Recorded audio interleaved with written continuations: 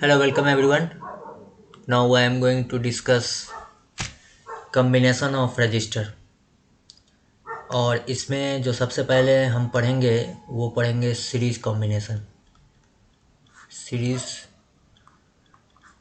Combination series combination एक ऐसा placement होता है रजिस्टर का जिसमें register one after the other connected रहते हैं। आप देख पा रहे हैं कि इसका रेजिस्टेंस अगर R1 है, ये रेजिस्टेंस इसका R2 है और इसका रेजिस्टेंस अगर R3 है तो R1, R2, R3 one after the other placed हैं। यानी सीरीज कॉम्बिनेशन में आपको समझना है कि इफ प्लेसमेंट्स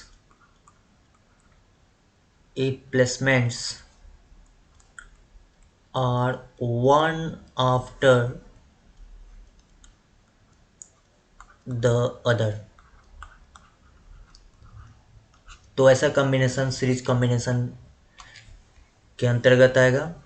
अब आपको मैं यहाँ पर कुछ बातें बताना चाहता हूँ कि सीरीज कॉम्बिनेशन में हम लोग सीरीज कॉम्बिनेशन को कंटिन्यू कर रहे हैं। सीरीज कॉम्बिनेशन में करंट सेम रहता है। जैसे अगर मान लीजिए कि एक रेजिस्टेंस है, एक ये रेजिस्टेंस है और एक ये रेजिस्टेंस है। इसका रेजिस्टेंस R1 है, इसका रेजिस्टेंस R2 है, इसका रेजिस्टेंस R3 है और ये एक बैटरी से कनेक्टेड है, राइट। तो जो करंट बैटरी सेंड करेगा वो फिर यहाँ पे कम बैक करेगा। तो करंट को जाने के लिए सिर्फ एक ही रास्ता है, यही एक पैसेज है। इसलिए जो करंट इसमें होगा वही करंट इसमें होगा, वही करंट इसमें होगा। यानी थ्रू आउट जो आप देख रहे हैं, चाहे R1 की बात करें चाहे R2 की बात करें, यानी current in R1, current in R2 और करंट इन R3 सेम होगा। यानी current will be equal in all register. ये बात कही जा रही है सीरीज कॉम्बिनेशन के लिए। आपको कुछ और बातें सीरीज कॉम्बिनेशन के कंटेक्स्ट में दिमाग में रखने की ज़रूरत है कि जैसे इक्विवेलेंट रेजिस्टेंस, एक टर्म डिफाइन किया जाता है इक्विवेलेंट रेजिस्टेंस।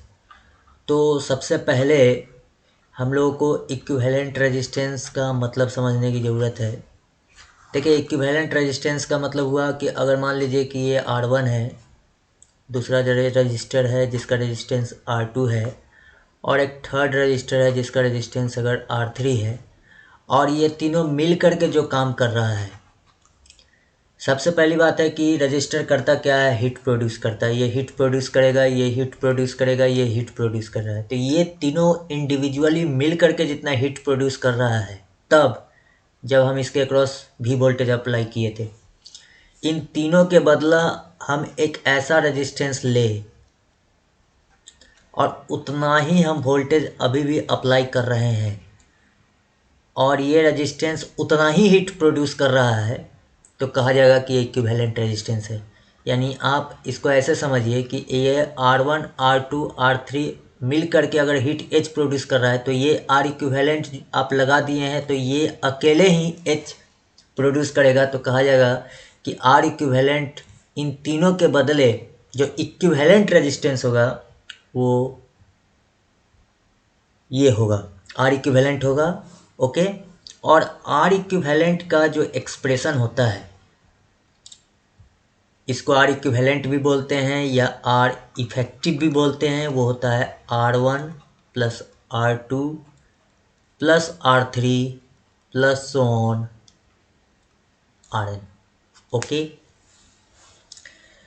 मैं यहाँ पर एक बात आपको बता देना चाहता हूँ कि सीरीज कॉम्बिनेशन में आप इन तीनों के अक्रॉस जो वोल्टेज अप्लाई किए थे वो भी किए थे। तो इसके अक्रॉस अगर वोल्टेज V1 है, ओके। R2 के अक्रॉस वोल्टेज अगर V2 है और R3 के अक्रॉस अगर वोल्टेज V3 है, तो V जो होगा वो होगा V1 plus V2 plus V3, यानी इंडिविजुअल वोल्टेज पोटेंशियल डिफरेंस का सम अप्लाइड वोल्टेज के बराबर होगा। लेकिन आपको ये बात हमेशा दिमाग में रखना है कि सीरीज कॉम्बिनेशन में current through all register same होता है, क्योंकि उनके ब्रांचिंग करने का कोई स्कोप नहीं होता है, उनको अलग कोई रास्ता करंट के लिए अवेलेबल नहीं होता है। ओके, इसमें कुछ बातें और दिमाग में रखने की ज़रूरत है। जैसे मान लीजिए कि ये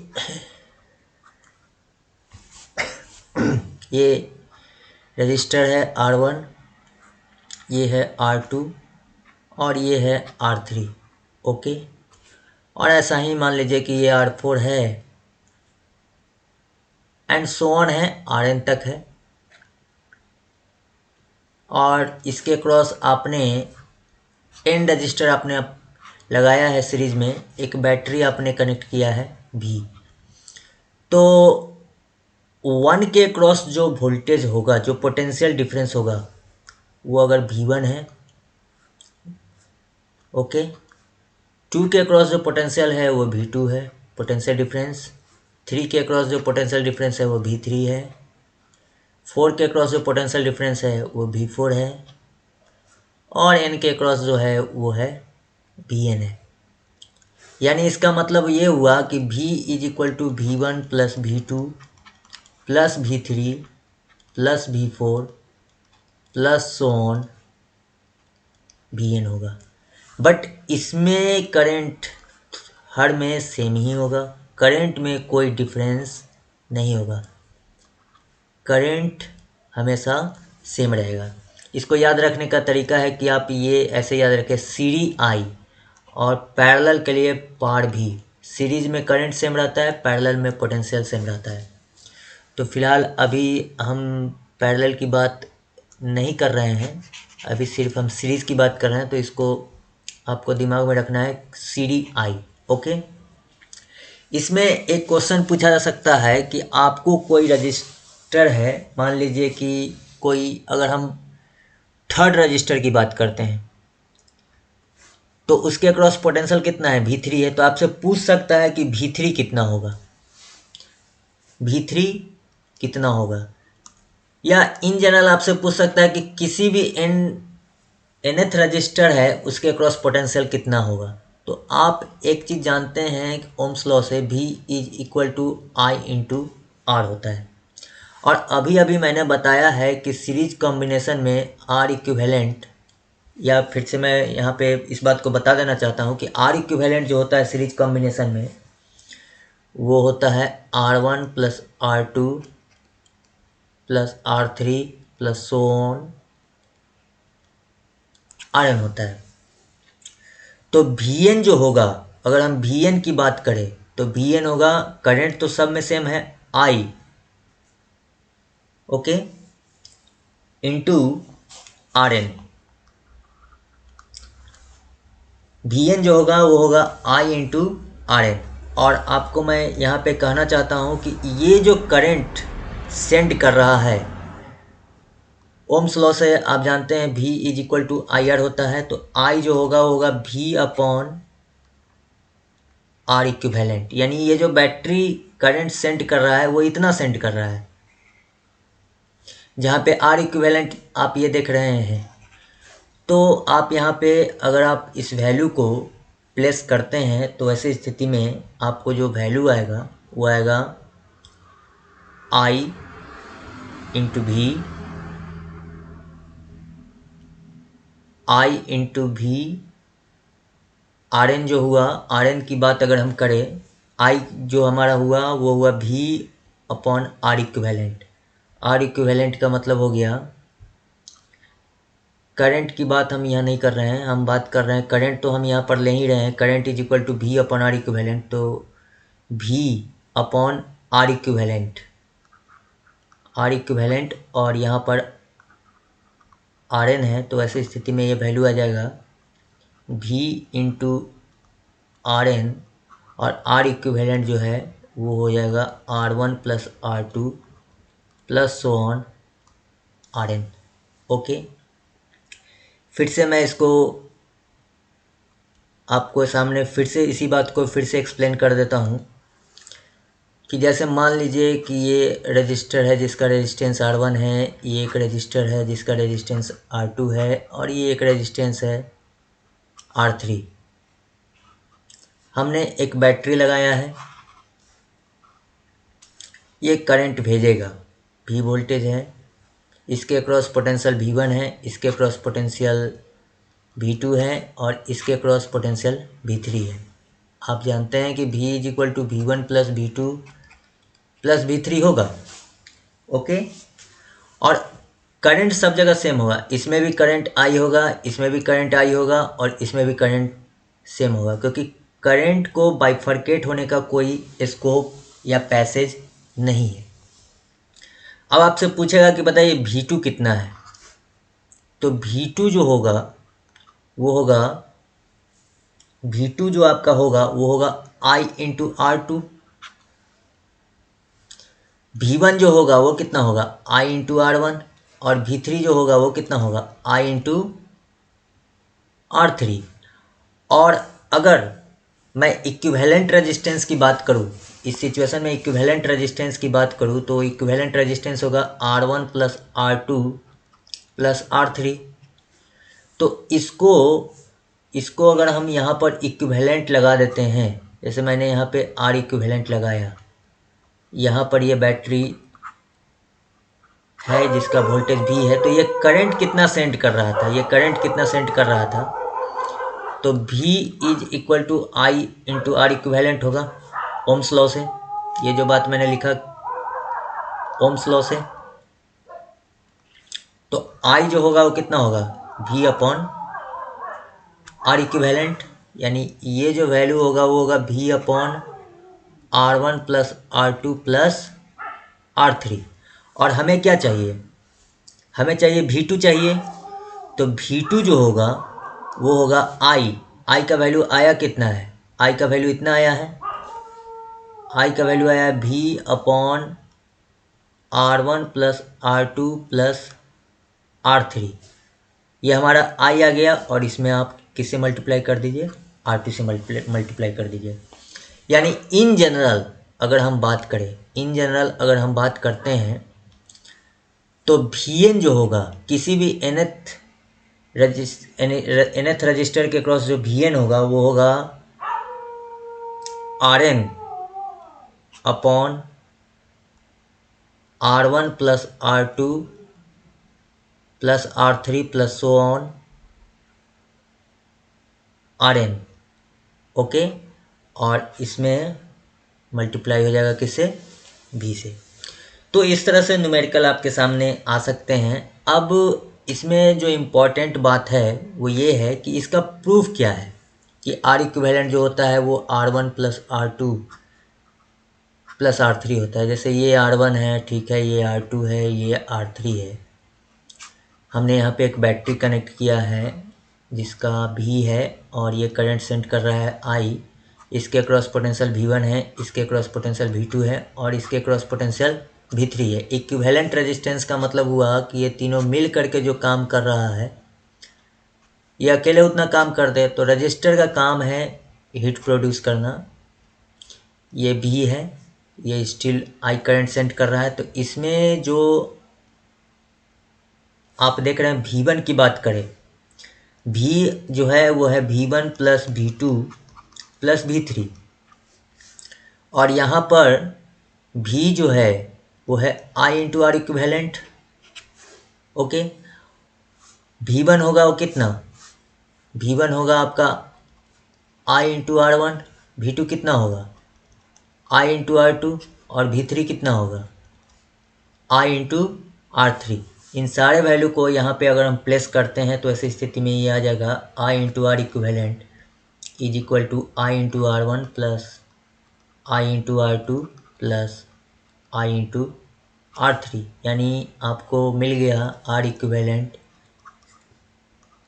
is equal to R1 plus R2 plus R3। In general अगर n रेजिस्टेंस रहे तो ऐसी स्थिति में R इक्विवेलेंट जो होगा समेसन RI आयरन फ्रॉम n, यानी ये हो जाएगा R1 plus R2 plus so on Rn। Okay, इसमें कुछ और बातें हो सकती हैं। पैरेलल कॉम्बिनेशन की बातें हम कर लेते हैं। पैरेलल कॉम्बिनेशन में क्या होता है, देखिए पैरेलल कॉम्बिनेशन में पोटेंशियल सेम रहता है। ये पैरेलल कॉम्बिनेशन में की बात मैं कर रहा हूँ, और इसमें प्लेसमेंट जो होता है एक कॉमन टर्मिनल से रेजिस्टेंस चलता है और दूसरे कॉमन टर्मिनल पे जाकर के टर्मिनेट करता है। मान लीजिए कि इसके क्रॉस रेजिस्टेंस, मैं इसके क्रॉस रेजिस्टेंस की बात कर रहा हूँ, इसके क्रॉस R1 है, इसके क्रॉस R2 है, इसके क्रॉस R3 है।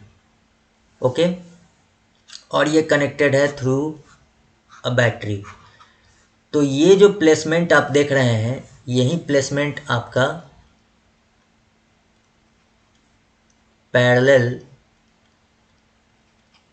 कॉम्बिनेशन होंगे। इस तरह का प्लेसमेंट ही पैरेलल कॉम्बिनेशन होगा।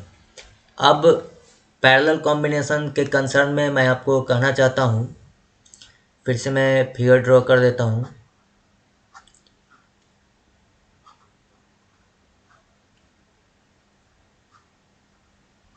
यहाँ पर आप देख रहे हैं कि ये R1 है, ये R2 है और ये R3 है, और मैंने इसको एक बैटरी से कनेक्ट किया है। आप देख पा रहे होंगे कि जब ये करंट सेंड करेगा तो ऐसी स्थिति में फर्दर करंट के ब्रांचिंग होने की पॉसिबिलिटी स्पष्ट दिख रही है।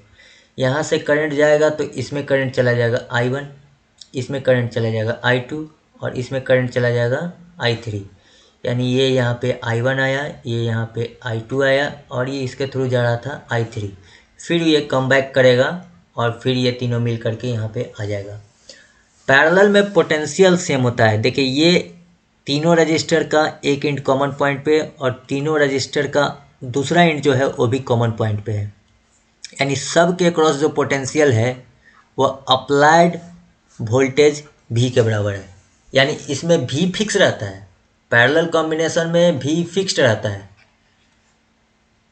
लेकिन करंट का डिवीजन होता है। यहाँ पर क्या चीज़ का डिवीजन होता है, division of current takes place. यानी I is equal to I1 plus I2 plus I3 होता है।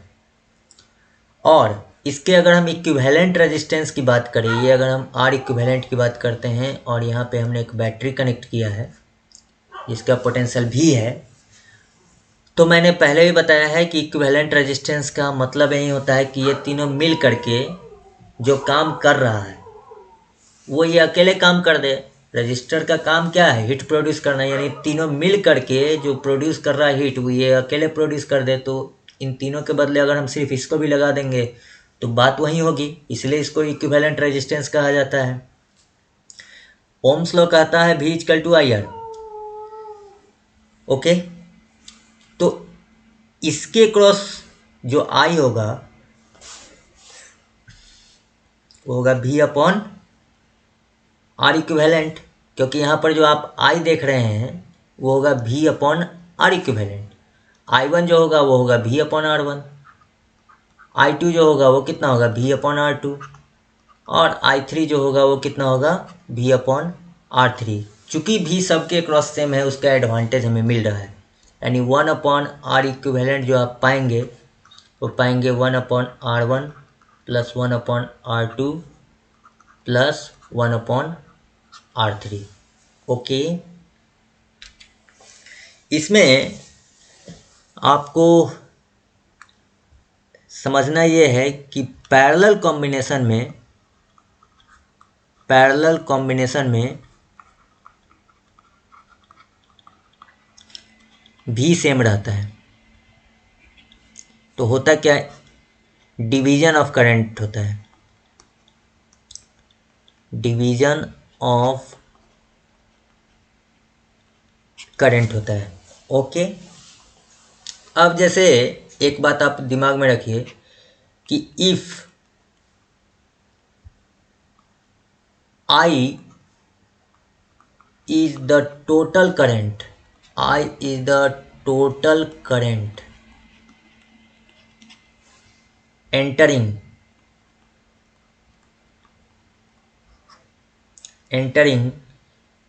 in parallel combination,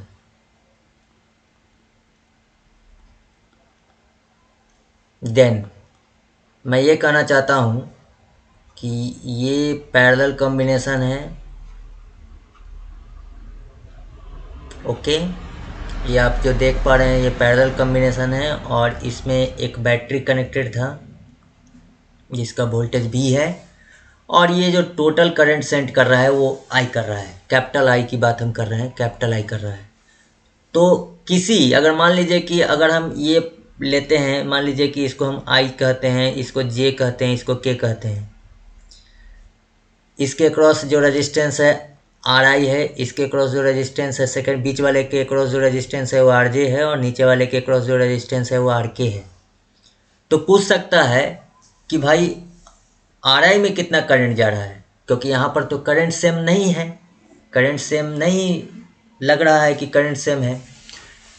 तो ऐसी स्थिति में आपको ये दिमाग में रखना है कि II जो होगा, मतलब ith वाले जो ब्रांच है उसमें जो करंट होगा वो होगा R equivalent upon RI multiplied by total current.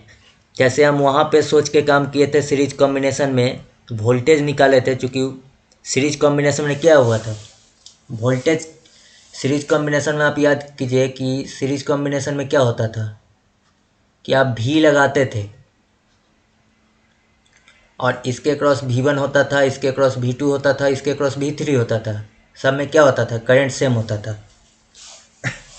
Parallel combination में क्या है, वोल्टेज सबके क्रॉस सेम है, पोटेंशियल सबके क्रॉस सेम है, बाइफर्केशन क्या हो रहा है, डिवीजन क्या हो रहा है, करंट का डिवीजन हो रहा है। तो वैसे ही किसी भी ith में कितना करंट होगा वो इस फॉर्मूला से निकल सकता है। देखिए, जहाँ तक आपको मैं यहाँ पे बता देना चाहता हूँ कि पैरेलल कॉम्बिनेशन में 1/R इक्विवेलेंट, देखिए सीरीज कॉम्बिनेशन में R इक्विवेलेंट कितना आया था, सीरीज कॉम्बिनेशन में R इक्विवेलेंट जो आया था वो आया था R1 plus R2 plus R3 plus so on Rn। Okay, R equivalent जो है वो इंडिविजुअल का सम है, तो जाहिर सी बात है कि R इक्विवेलेंट बड़ा होगा R1 से भी, R इक्विवेलेंट बड़ा होगा R2 से भी, यानी R इक्विवेलेंट किसी से भी बड़ा होगा, जो उसमें सबसे बड़ा होगा उससे भी बड़ा होगा। मान लीजिए कि यहाँ पे R है, R1 है, ये R2 है और ये Rn है, बीच में भी कुछ है और मैंने यहाँ पे बैटरी कनेक्ट किया है। इसका इक्विवेलेंट रेजिस्टेंस जो कुछ भी आएगा वो उस रेजिस्टेंस, उस कॉम्बिनेशन में जो सबसे बड़ा है उससे भी बड़ा आएगा। पैरेलल कॉम्बिनेशन में क्या होता है, पैरेलल कॉम्बिनेशन में आपको दिमाग में ये रखना है कि 1/R इक्विवेलेंट जो होता है वो होता है 1/R1 plus 1/R2 plus so on 1/Rn। यानी आप देख रहे हैं कि 1/R इक्विवेलेंट, देखिए 1/R इक्विवेलेंट जो आया है वो इस टर्म को जोड़ना, इस टर्म को जोड़ना, इस टर्म को जोड़ना, तो जाहिर सी बात है कि 1/R इक्विवेलेंट बड़ा होगा 1/R1 से भी, जो सजेस्ट कर रहा है कि R इक्विवेलेंट जो होगा छोटा होगा R1 से। देखिए 1/R इक्विवेलेंट किसी से भी बड़ा होगा, 1/R इक्विवेलेंट की बात अगर हम करें तो वो बड़ा होगा 1/Rn से भी, जो सजेस्ट कर रहा है कि R इक्विवेलेंट जो होगा वो छोटा होगा Rn से। हम कहना ये चाहते हैं कि पैरेलल कॉम्बिनेशन में जो इक्विवेलेंट रेजिस्टेंस आता है वो जो सबसे छोटा उसमें लगा हुआ होगा उससे भी छोटा होता है, जबकि सीरीज कॉम्बिनेशन में जो इक्विवेलेंट रेजिस्टेंस आता है वो जो सबसे बड़ा है, जो उसमें सबसे बड़ा है उससे भी क्या होगा, बड़ा होगा। तो इस तरह से हम इसको देखते हैं। Thank you so much to all of you.